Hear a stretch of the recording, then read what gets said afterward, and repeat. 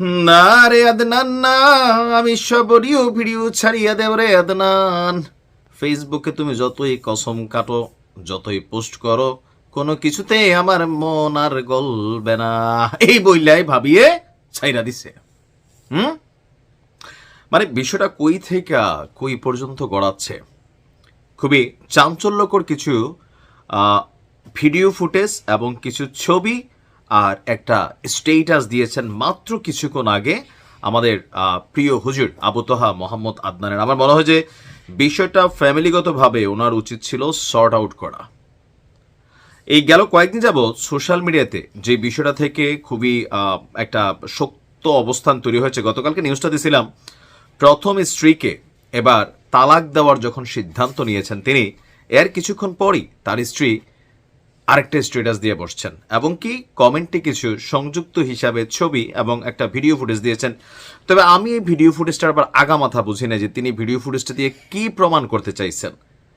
আপনারা এটা দেখে কি বুঝছেন আমি জানি না। আচ্ছা, ঘটনার প্রেক্ষাপট দেখেন। মানে আমরা যখন নর্মালি পাবলিক বলি আল্লাহর কসম, তো আমাদের হুজুররা আবার বলে কাবার রবের কসম, মানে এগুলা বইলা হয়তো একটু ওয়াজ মধুর হয় আর কি।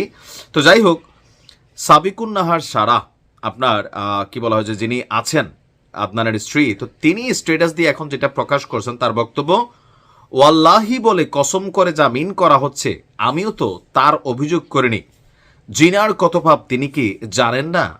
আর ভিডিওতে একটা সামান্য নমুনা দেখুন, তার ওয়াল্লাহির কত দাম। আমি জানি বিষয়গুলো আপনারা জানতে চান না, স্বাভাবিক, আপনাদের জায়গায় হলে আমার অবস্থানও এটাই থাকতো। তবে পরিস্থিতির দাবির সপক্ষে যাদের জানার আগ্রহ তারা পড়ুন। রব্বুল ইজ্জতের কসম, আমার একটা শব্দ মিথ্যা না, বরং আরো অনেক বিষয় আছে যা এখনো সামনে আনিনি। আদনান সাহেবের সাথে আমার বিয়ে পরকিয়া করে হয় নাই, তার প্রথম পক্ষ নিজেই অনুরোধ করে বিয়ে করিয়েছিলেন, মানে এটা দ্বিতীয় পক্ষ। আচ্ছা, আমার সাথে কাজী সাহেবের সাথে সরাসরি সে কথা বলেছেন, মিরপুর 10-এ বিয়ে হয় এ ব্যাপারে ওখানের কাজী সাহেব সবকিছুর প্রমাণ জানেন। আদনান আমাকে দেখেছেন, আমার মায়ের সাথে কথা বলেছেন, পরের দিন কাজী অফিসে আমার পরিবারের উপস্থিতিতে বিয়ে হয়েছে।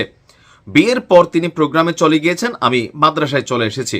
আমি তার পুরনো প্রেমিকা বা আগে জানাশোনা ছিল এমন কেউ না, তিনি তখন সেলিব্রিটি বা এত ফেমাসও কেউ না। তার মানে আদনান রাস্তায় কাউরে দেখলে পরের দিন যে বিয়ে করে ফেলেন, এটাও তো সত্যি, বোঝা গেল। আচ্ছা, আর তার জীবন জুড়ে আমি কেন, এর উত্তর হচ্ছে তিনি আমাকে সেভাবে কথা দিয়ে তার নিজের জীবনে রেখেছেন, আর তিনি নিজের অন্যায় হালকা করতে চান, ঢাকতে আমার ব্যাপারে তার অন্যতম চটকদার অভিযোগ হচ্ছে আমি তাকে তার প্রথম পক্ষের হক আদায় করতে দেইনি। এটা কি অযৌক্তিক নয়? যেখানে তারাই আমাকে নানা প্রতিশ্রুতি দিয়ে জীবনে এনেছে, ওয়াদার উপর ওয়াদা দিয়েছে, আমি তাই ওয়াদার উপর বাস্তব, মানে এখানে অনেক কিছুই চলে আসছে।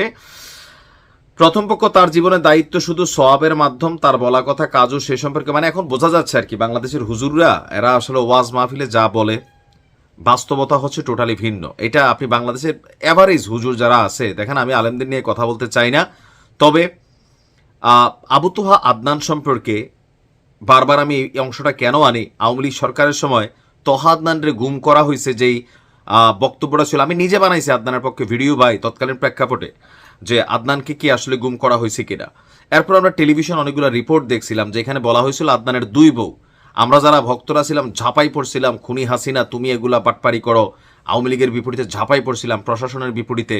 কিন্তু এখন তো দেখা যাচ্ছে তলে তলে সবই সত্য। ওই যে বাঙালি জাতি অনেক কিছুতে মনে করতো যে শেখ হাসিনা আলেম নিপীড়ন করেন, তো চরিত্র হনন করেন, পরবর্তী দেখা গেল মাওলানা মামুনুল হক বলেন, আবু তোহা আদনান বলেন, ওনাদের কেস কিন্তু তার মানে সঠিক, আস্তে ধীরে এটাই প্রকাশিত হচ্ছে। আর আবু তোহা আদনানের উপর পাবলিকের কিন্তু একটা ক্রাশ ছিল, এটা সত্যি। ওনার বক্তব্য সুন্দর, কথাবার্তা সুন্দর, বোঝানোর যেই সিস্টেম সুন্দর। তবে সবচেয়ে বড় কথা হচ্ছে সারা পৃথিবীকে যিনি শিক্ষা দিবেন, তো ঘরের মধ্যেই তো এখন এই ঝামেলা। 2টা বউ আছে, এখন আবার আরেকটা বউ, তাও 2টা রানিং রাইখা, এটা তো আসলে ঝামেলা কোথাও না কোথাও। যাই হোক, ভাবি অনেক কিছু দিচ্ছেন ডকুমেন্টারি আকারে, তবে ওনার ভিডিও ফুটেজ যেটা ফাঁস করছেন আমি এটাতে ওই রকম কিছু বুঝি নাই। আপনারা যারা দেখছেন তারাও কি বুঝছেন জানি না, হয়তো দেখার পরে মন্তব্য করলে বুঝতে পারবেন। তো ভালো থাকুন।